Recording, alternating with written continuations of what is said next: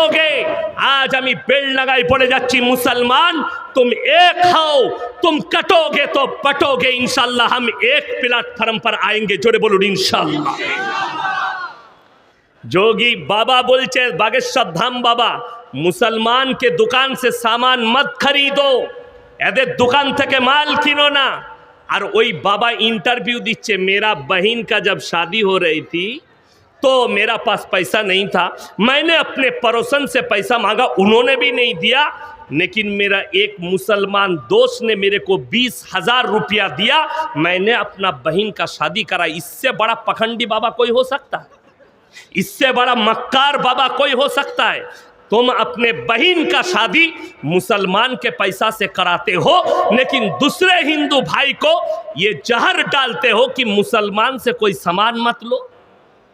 द्वितीय कथा, এই বাবার মাথা এমনি খারাপ হয়নি, এটা আল্লাহর কৃপা। সকলে জোরে বলুন সুবহানাল্লাহ। आज तक सुधीर चौधरी बाबा के बोलचे, बाबा आंकड़ा देख लीजिए। कौन सी? बोले देख लीजिए पहले। আমার এমডি ইয়াসিন আহমদ ফেসবুক চ্যানেলে ওটা শেয়ার করা আছে, খুলে নেবেন। ফেসবুকে আমার আইডি আছে এমডি ইয়াসিন আহমদ, আমার ছবি দিয়ে আছে, বার করবেন, দেখে নেবেন। সেখানে আমি শেয়ার করে রেখেছি। বাবাকে বাবা বলছে কি আঁকড়া? বলে হিন্দুস্তান में 2015 से 2020 तक, 2015 থেকে কত আছে? 1000, মাশাআল্লাহ 1000 টাকা। 2015 থেকে কত বললাম? এই জোরে বলুন। 2015 থেকে 2020 ক বছর হচ্ছে? 5 বছর।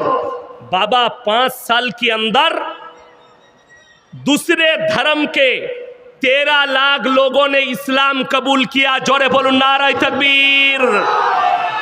हिंदुस्तान के अंदर, हिंदुस्तानेर भेतरे अन्यान्य धर्म থেকে 13 लाख लोग इस्लाम कबूल करेছে, और दूसरे धर्म के लोग सनातन धर्म को सिर्फ 30,000 लोगों ने 5 साल के अंदर अपनाया।